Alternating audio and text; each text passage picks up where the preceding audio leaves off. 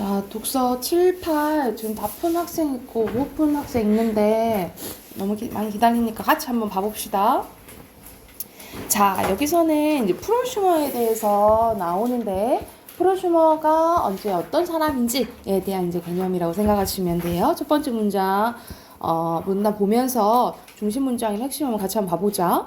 자, 미래학자는 엘빈 토플러는 1980년대에 우리 사회에는 프로슈머가 등장할 것이라고 예견했는데 그의 예견은 실제로 맞아떨어졌고 우리는 프로슈머가 어떤 일을 하는 사람인지 알지도 의식하지는 못하지만 이미 자연스럽게 우리가 프로슈머 일을 하고 있다는 거예요. 그래서 그렇다면 진짜 프로슈머는 무엇일까? 어떤 역할을 하는 사람일까? 어떤 일을 하는 사람일까? 하고 문제겠네. 마지막 문장이 중심 문장이고 프로슈머가 핵심어겠죠. 프로슈머는 영어로 생산자를 의미하는 프로듀서와 소비자를 의미하는 컨슈머가 결합한 표현으로 제품 개발 과정에서 직접적 또는 간접적으로 참여하는 소비자를 의미한대요.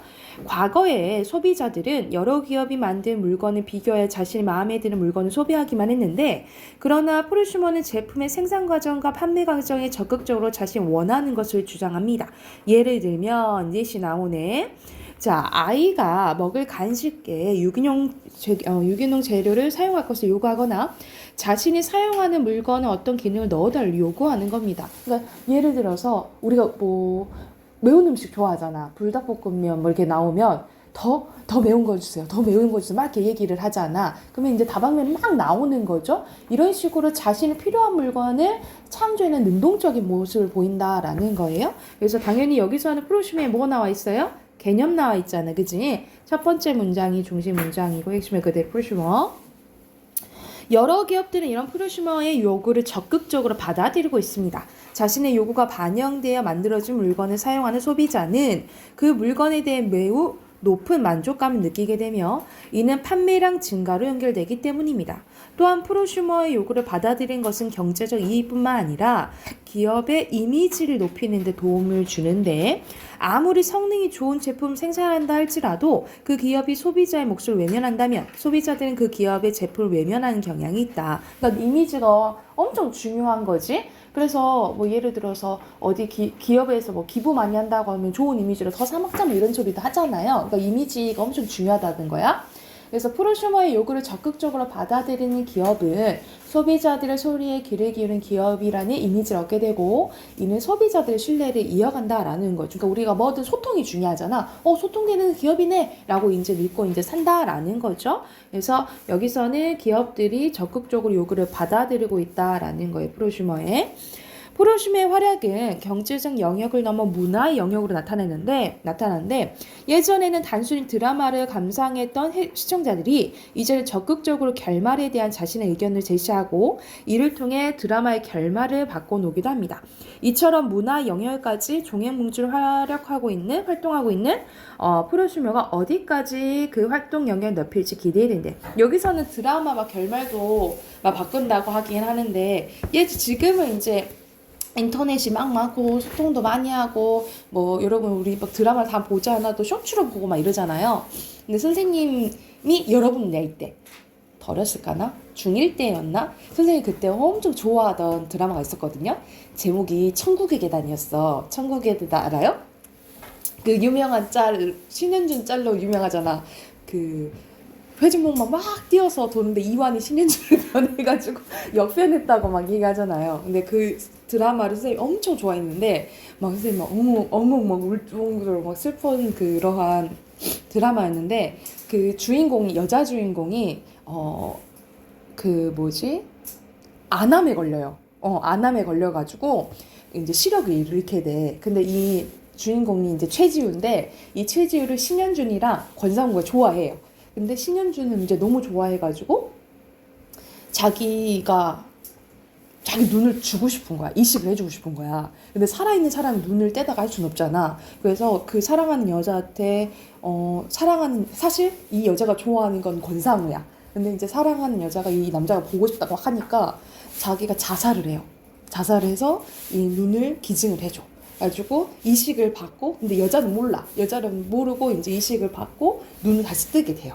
눈을 뜨고 이제 자기 사랑하는 사람도 보고 권상우도 보고 하는데 자기가 이제 신현준이 이식해줬다는 걸 나중에 알게 되는 거지. 얼마나 슬퍼. 그래서 잘 살아가면 좋은데 다시 재발한 거야. 그래서 시력을 또 잃게 돼요. 그래서 다시 재발해가지고 마지막에 하도 그게 막 시청률이 엄청 높았거든요. 그래가지고 그때는 네티즌들이 그 시청자 게시판에 가는 거지. 시청자 게시판에 가서 그 주인공 이름이 정서였거든요. 그래서 정서 살려주세요 막 해가지고 결말에 죽이지 말라고 막 엄청 청원을 막 했었어. 그런데 작가 뚝심있지? 결국 죽였어요. 그래가지고 여자 주인공이 죽고 이제 끝나게 되거든요. 그래가지고 그게 정서 살리기 운동이라고 해가지고 정서 살리기 운동했는데 이렇게 막 참여했는데 작가는 반영해주지 않았지. 그래서 그렇게 됐는데 이런 식으로 근데 요즘에는 막 잘 나름대로 하지만 이렇게까지 안 하는 것 같아요. 그죠? 그래서 여기서는 문화의 영역까지 나타나고 있다라는 내용이에요. 자, 1번은 당연히 프로슈머겠죠.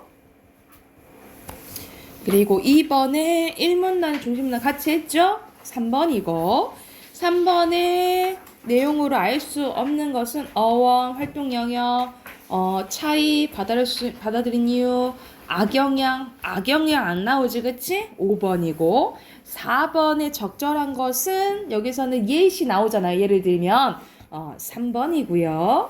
자, 5번에 프로슈머의 활동으로 보기 어려운 것은 여기서는 자기가 이렇게 해달라라고 요구를 해야 되는 거예요. 그치? 알맞지 않은 건 3번입니다. 자, 두 번째 질문도 이어서 가보자. 음악에 주목한 수학자들이에요. 되게 음악이랑 수학은 좀 상관없다라고 느껴지잖아요. 질문에서 바로 나오지, 그치? 얼핏 보아서도 관련이 없어 보이는 이 두 분야는 사실 뗄래야 뗄 수 없는 밀접한 관련을 가지고 있대요. 그래서 핵심은 여기선 두 개입니다. 음악과 수학이에요. 음악과 수학의 관련성은 그리스 시대로부터 찾아볼 수 있는데 우리에게 친숙한 그리스 수학자 피타고라스는 세상의 만물을 수로 이루어졌다고 믿었습니다. 그래서 그는 다양한 분야에서 이를 입증하기 위해 노력하였고 심지어 음악 분야에서도 하프를 직접 연주해보면 이를 입증하려고 했대요. 노력 끝에 피타고라스는 가장 듣기 소리가 날 때 한 옥타브는 1대2의 비, 5도는 2대3대의 비를 이룬다는 거 알아내었는데 이를 바탕으로 피타고라스는 와 그의 제자들은 현재 우리 음악에 사용하는 7음계, 즉 도레미파솔라시도의 기초가 되는 피타고라스 음유를 만들었대요. 그러니까는 수학자라고만 생각했던 피타고라스가 음악에도 이런 이제 조예가 있었다라는 거죠, 그렇죠? 그래서 관련성은 그리스 시대부터 알았다라는 내용이 중심 문장이고요. 핵심어는 음악과 수학의 관련성이에요. 피타고라스 이후 프랑스의 수학자 주일 리사주는 소리를 도형으로 표현해야 하는 장치를 만들어내긴 했는데 또 스코틀랜드의 수학자 위그 블랙은 위계를 도형으로 표현하기 위해 하모노그래프 장치를 만들었대요. 소리가 진동하는 횟수에 따라 단진자가 움직이는 길을 도형으로 나타내는 하모노그래프 장치는 음에 따라서 도형을 이렇게 만들어낸대요. 신기하네. 그래서 여기서는 두 문장이긴 한데 우선 그냥 첫 번째 문장을 중심 문장을 보고 핵심어는 이제 두 사례가 나왔으니까 주일 리사주랑 위그 블랙으로 볼게요. 또한 화음과 진동수의 관계도는 정수의 비로 나타낸다는 것에 많은 수학자들이 주목했는데 음악 시간에 배우는 주요 3화음 가운데 으뜸 화음인 도미솔이나 버금 딸림 화음인 파라도, 딸림 화음인 솔시레 의 진동수 비율은 모두 정확히 4대 5대 6대 정수비를 이루고 있대요. 이렇게 정수비를 이루는 화음은 듣는 사람에게 편안함을 느끼게 된대요. 그러니까는 내가 볼 때는 우리가 일상 이제 보통 일반인들은 이렇게까지는 알 필요 없지만 우리 보통 작곡하는 사람들 있잖아요. 작곡하는 사람들 이런 걸 알게 되면 좋겠죠, 그렇지? 이걸 이제 감안해서 작곡도 할 수 있잖아요, 그죠? 그래서 여기서는 화음과 진동수의 관계도에 대해서 나왔다라고 보시면 됩니다. 영국의 수학자 제임스 실베스터는 수학은 이성과 음악은 감성의 수학이라는 말을 남기기도 했는데 이는 수학과 음악의 관련성을 잘 드러낸 표현입니다. 그래서 사회가 복잡해지고 전문화되면서 우리는 각 분야를 나누고 가르는 데에만 힘을 쏟는 경향이 있다. 하지만 여러 학문들이 가지고 있는 관련성을 찾아봄으로써 우리의 세계를 좀 더 폭넓게 이해할 수 있다라는 것을 기억해야 된대요. 그래서 여기까지 중심 문장 그리고 핵심어는 학문들이 가지고 있는 관련성이라고 보시면 됩니다. 그래서 1번 순서대로 음악, 수학이고요. 자, 2번의 중심문장 적절한 거 1번이었죠. 그죠? 그리고 3번의 적절한 거 여기서는 각각 학자들 입장들이 나오잖아요. 그쵸? 그래서 5번이고요. 그리고 4번에 적절하지 않은 것은 여기서는 피타고라스는 작고 하는 게 아니라 연주했다 그랬지. 그치? 4번에 4번이에요. 그리고 5번에 적절한 것은 3번입니다. 얘가 됐을까요? 오늘 문법 꺼내 볼게요.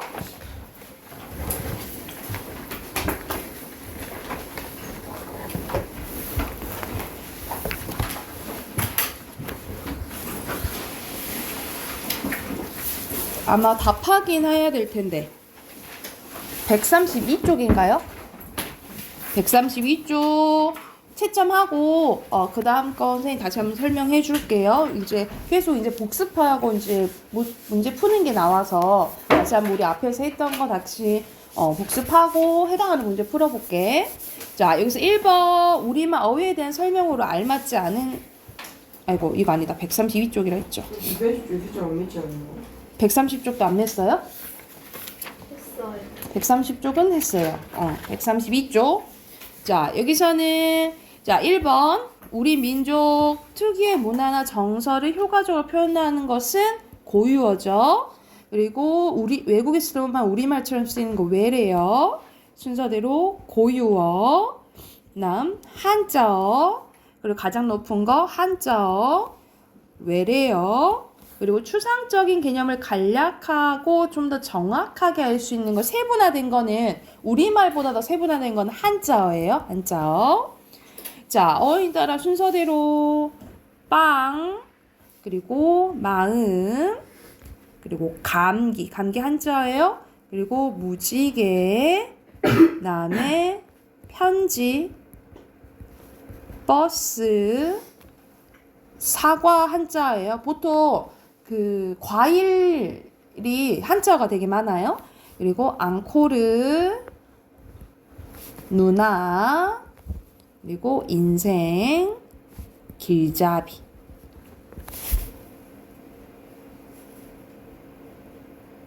됐나요? 자, 여기서는 9번에 바르지 않은 것은 3번이에요. 변형 모양이 바뀌는 거잖아요. 그치? 이 바꾸는 거는 뭐가 좋을까? 변경? 여기 변경? 하여튼 변형 모양이 바뀌는 거니까. 자, 10번에 적절하지 않은 것은 여기서는 2번이겠죠? 지역방언은 사투리니까 공식적인 상황에서 사용해서는 안 되겠죠. 그죠? 그리고 11번에 여기서는 전문어에 대한 설명이죠. 알맞지 않은 것은 5번입니다. 이건 좀 섞였네. 시대적 상황을 반영하는 거 그리고 비밀 유지하는 건데 시대적 상황을 반영하는 건 유행어에 가깝다라고 생각하시면 되고 비밀 유지하는 것은 은어겠죠. 그쵸? 좀 다르다라고 보시면 되고 뒤에 보면 이제 오늘 134쪽부터 문제 풀 건데 이거에 대해서 이제 내용을 아는 친구도 있지만 모르는 친구도 있어서 우리가 앞에 가서 잠시 복습하고 문제 풀게요. 자, 우리 60페이지로 한번 가볼까요? 60페이지 한번 가볼게. 문제 풀려져 있어요? 그때 같이 풀었구나. 139쪽. 그럼 144쪽 할 차례인가요? 네. 그럼 144쪽으로 가자.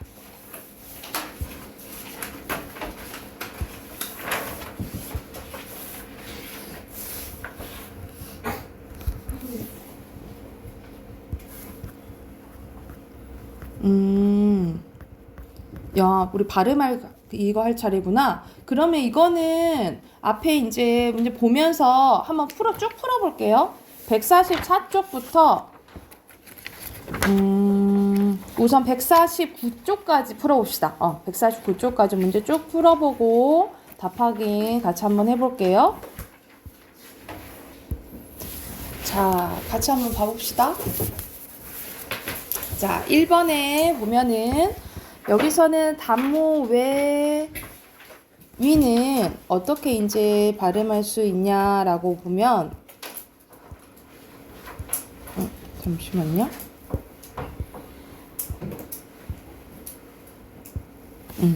여기서는 이중모음으로 외는 왜 이런 식으로 이중모음도 가능하거든요. 그래서 맞아요.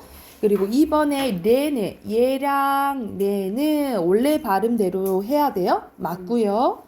그리고 네. 그리고 이건 어떻게 발음나? 안팍 기역으로 발음나죠? 그래서 다르고요. 그리고 이것은 다 디귿 낫으로 발음되죠? 맞고. 이거는 뒤에 디귿이니까 막다예요. 리을 기역의 원칙은 기역이에요. 막다야 X고요. 그리고 여기서는 리을 비읍은 리을로 발음나는 게 원칙이죠. 넓다예요. 넓다 X. 그리고 이것서 히읗은 니은으로 시작하는 말 결합할 때 니은 니은 맞아요. 자, 여기서는 첫 번째는 무조건 의로 발음해야 되고 두 번째는 의도 하지만 이도 된다 했지, 그치? 그래서 두 번째 거. 그리고 얘는 아까 말했지, 얘나 얘는 그대로 발음해야 돼요. 두 번째 거. 그리고 뒤에 모음이 오면은 의미가 없는 모음이 오면은 히읗이 탈락돼요. 그래서 너은이야, 너은. 그리고 리을 기억의 원칙이 뭐라고? 기억이라고요? 익지예요, 익지. 자, 그러면 늑이죠? 기억. 첫 번째 거. 이거는 우리가 리을 비읍은 리을이 원칙인데 넙둥글다, 밥다, 넙죽하다, 넓적하다는 비읍으로 발음돼요. 그래서 여기서는 밥 이렇게 연결돼야 되고 암이죠? 삼 이렇게 되고 깃, 빛 이렇게 표시하시면 됩니다. 자, 발음 원칙이 다른 것은 이거 어떻게 발음나니? 옳고 축약되는 거예요. 이거는 끄는 탈락돼. 그럼 1, 2번 중에 하나겠네. 그럼 이건 너을 탈락되고 쌓인 이것도 탈락되고 고른 이건 여기서는 고른이 되겠는데 고른이 되겠네요. 고른. 그래서 여기서는 이것도 탈락되니까 축약되는 건 1번이죠. 자, 17번에 발음이 적절한 거 의자 무조건 의 발음해야 돼요. 고쳐 어로 돼야 돼. 은혜는 그대 은혜네. 그치? 연 띄우게. 의는 앞에 자음이 오면은 무조건 이로 발음해야 된다고요. 답 4번이고요. 자, 18번에 받침 발음 다른 거. 물빛 타가 되네. 그러면 기억, 니은 중에 하나인데 우선 봐보자. 그리고 빗질이죠. 멋지다, 같지. 답 2번이네요. 자, 그 다음 1번. 여기서 밑줄 친 발음이 적절한 거예요. 여기서 어로 발음해야겠죠. 고쳐, 의례, 그리고 주례사 다 발음해야 되지? 3번이네요. 자, 2번에 의가 두 가지로 발음될 수 있는 거. 이건 무조건 이로 발음해야 돼. 땡. 이것도 무조건 의로 발음해야 되고. 땡. 의니까 의도 되고 이도 돼요. 맞고요. 이것도 의도 되고 이도 돼요. 맞고요. 이건 무조건 이로 발음해야겠지. 이것도 이 되고 의도 돼요. 그래서 답은 3번. 자, 3번의 밑줄의 받침이 다른 거네요. 있다, 뱉다, 딛다, 쫓다, 덥다지? 답 5번이고. 그리고 각 발음으로 적절한 것은 곰다, 읍고예요. 읍고. 할다, 없다, 외골. 답 4번. 자, 5번 가볼게요. 5번에 겹받침의 발음. 봐봐. 리을 기억은 원칙적으로 보면은 기억으로 발음나죠. 그치? 근데 뒤에 기억이 이렇게 오잖아요. 그러면 리을로 발음돼요. 그래서 환경에 따라 달라진다라는 거지. 그래서 여러분 기억하면 돼. 리을 기억은 원칙은 기억인데 뒤에 만약 기억이 오면 리을로 발음돼요. 그래서 답은 5번이고요. 환경에 따라 달리 발음된다는 거. 자, 이거 어떻게 발음되니? 많아잖아요. 히읗이 탈락되는 거 고른다 이 말이야. 여기서는 안내. 여기서 여기서는 니은율로 바뀐다라고 보시면 되고요. 않네. 여기서는 아예 탈락이지? 않은, 않고. 여기 않고가 추가되는 거니까. 그래서 답은 2번이고요. 아예 없어지는 거. 그리고 둘이 발음이 다른 것은 나은 맞고요. 옳은 맞고요. 없다 맞고요. 묵다 맞고요. 안따 여기선 안따가 되잖아. 이건 안타가 돼요. 히읗 때문에. 답 5번이고요. 자, 리을 비읍. 자, 리을 비읍은 원칙적으로는 리을이거든요. 근데 이거 외우라고 했어. 네 가지. 밟다, 넓적하다, 넙죽하다, 그리고 넙둥글다예요. 이거 네 개만 비읍으로 발음나? 그럼 이거는 넓적하다잖아, 그치? 그럼 해당되는 거 밟고적 2번입니다. 자, 9번 갑니다. 9번에 잘못된 거, 젖, 잃어버리고, 넓은, 돌봤던, 만만찬, 흔 아니잖아. 모음이니까 만만찬, 은이로 돼야겠죠, 그치? 5번이에요. 자, 10번에 발음이 올바른 거, 너치 돼요, 너치. 읽기, 리을 기억은 원래 리을이 원칙인데 뒤에 기억 오면은 리을로 발음된다고. 기억이 원칙인데 뒤에 기억이 오면 리을로 발음된다고요. 답 2번이에요. 끊겠습니다. 키읔이요. 끊겠습니다. 좋으면 빗다가죠. 11번에 각각 리을 기억이 기억, 미음, 비읍으로 발음된대요. 물고, 늦다, 삶다, 담고, 읍지잖아. 그치? 1번이네요. 이건 리을로 발음되니까. 그치? 자, 12번 가볼게요. 12번에 적절하지 않은 거, 훑고, 암과, 굵디 굵은, 밥과, 흙더미죠? 5번이고요. 흙더미. 자, 햇살, 좋은 날, 그쵸? 그리고 세파라코. 뭐야? 세파라 코가 돼야 되죠? 코. 답 3번이에요. 애기가 왔나봐요. 자, 얘가 됐을까요? 뒤로 넘겨보면 여기서는 언어의 기본적인 형식에 대해서 나오네. 잠깐 설명해주고 문제 풀게요. 자, 우리가 언어의 형식, 우리가 특성에는 크게 네 가지가 있다라고 보시면 돼요.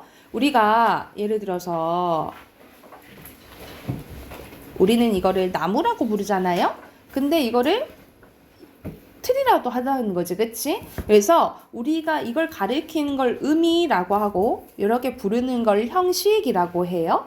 그런데 언어는 이렇게, 언어는 의미와 형식으로 이루어져 있는데 우리가 나무를 나무라고 꼭 부를 필요는 없다는 거야. 그래서 우리가 나무라고 하게 된 거는 우연적이라는 거 보시면 돼요. 그래서 의미와 형식 사이에 필연적인 관계가 없다라고 보는 게 무슨 성이냐면 자의성이라고 해요. 자의적이라는 것은 우연히 그렇게 됐다라는 뜻이라고 보면 돼. 그래서 우리가 나무를 나무라고 부르게 된 건 우연적인 거지 꼭 우리가 나무라고 부를 필요는 없다라는 거예요. 근데 우리가 나무라고 부르는 것은 우리끼리 뭐 한 거야? 약속한 거야. 그래서 우리가 언어는 사회적으로 약속한 건데 그래서 이렇게 약속한 것을 사회성이라고 봐요. 근데 우리가 약속한 거잖아. 그럼 개인이 함부로 바꾸면 돼? 안 돼? 안 된다는 거지. 우리는 이걸 나무라고 부르기로 약속했단 말이지. 근데 내가 킹콩이라 부른다 해봐. 나 킹콩 올라갈 거야. 이렇게 얘기하면 알아먹어? 못 알아먹는다는 거죠. 그래서 개인이 함부로 바꾸면 어떤 문제가 생기겠니? 의사소통이 잘 안 되겠죠. 그쵸? 그런 문제가 있고. 그리고 무슨 성이 있냐면 우리가 세월이 흐를수록 우리도 변하고 다 변하지. 그치? 언어도 마찬가지야. 언어도 시간에 따라서 새로 생기기도 하고 변화되기도 하고 없어지기도 하거든요. 그게 언어 역사성이에요. 근데 여러분 잘 봐야 되는 게 아예 새로 생기는 거 있지. 예를 들어서 우리 이거 예전에는 조선시대 때 있었나? 없었잖아요. 그치? 그러니까는 이게 생기면서 볼펜이라는 말이 생겨난 거잖아요. 그쵸? 그래서 아예 새롭게 생기면 역사성이라고 보시면 돼요. 그런데 우리가 이미 내가 볼펜을 배웠어. 근데 이 볼펜 가지고 무한한 문장을 만들 수 있다라는 것이 창조성이에요. 그거 헷갈리지 말라고. 아예 새롭게 만들어졌잖아요.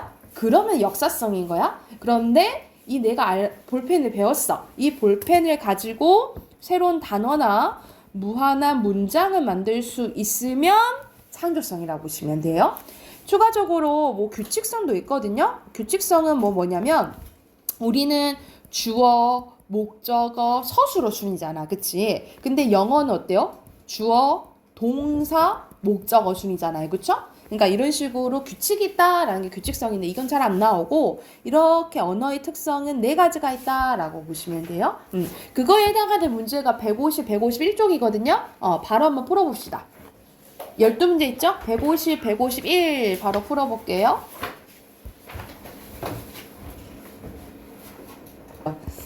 바로 답 확인해보자. 자, 여기서는 선생님이 내용이 의미라고 똑같다라고 보시면 돼요. 의미와 형식 우연히 결합한 거죠. 그죠? 그리고 동일한 대상을 나타내는 여러 개의 단어가 당연히 존재하지. 그지? 그리고 무한히 만들 수 있죠. 창조성 관련된 거지? 그리고 변하지만 정해진 의미 변하지 않아요? 다 변하죠. 그죠? 그리고 사회적인 약속임이니까 한번 보통 정하면 안 변하긴 하는데 우리가 예를 들어서 짜장면이 예전에는 표준어 아니었거든요. 근데 사람들이 다 짜장면 하니까 짜장면도 표준어로 바뀌었단 말이죠. 바뀔 수 있어요. X고요. 자, 여기서는 새로 만든 거 의미가 변화한 거지. 변화하면 역사성. 그리고 이거는 약속의 때요. 사회성이죠. 그리고 이거는 서로 배라고 하지만 지칭하는 게 다 다를 수 있다는 거잖아. 자의성 관련된 거고요. 무한히 만들 수 있으면 창조성이죠. 그죠? 자, 10번 봐보자. 여기서는 필연적인 관계가 없다라고 나왔네. 그지? 이거는 자의성이죠. 그죠? 10번 1번이고 11번에 여기서는 주무세요 라는 말을 배우면 여러 가지 만들 수 있대. 창조성이죠. 그리고 12번에 알맞지 않은 것은 여기서는 바뀔 수 있다 그랬잖아. 뭐든 2번입니다. 자, 간단하죠? 뒤로 넘기면 이야기하는 상황이 나오거든요. 우리가 이야기하는 상황을 담화라고 해요.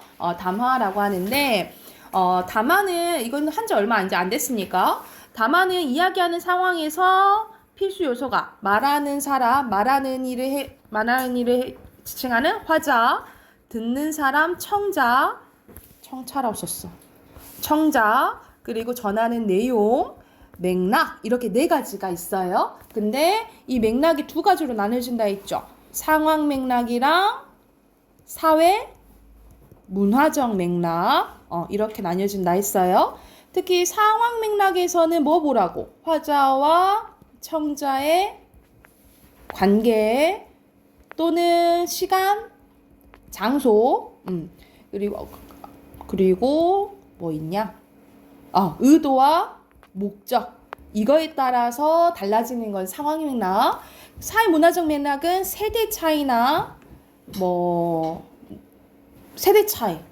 예를 들어서 요즘에 유행하는 것도 뭐 있냐? 요즘에는 금방금방 뭐 유행하는 말 없죠? 미나 쓰는 거 없지? 또 세대 차이나 아니면 지역 차이나 사투리 있죠? 사투리와 관련된 거 또는 문화 차이 뭐 이런 것들과 관련된 것은 다 사회 문화적 맥락이라 보시면 돼요. 이거는 쉬우니까 이것도 바로 해보자. 152쪽, 153쪽 또 풀어보시게요.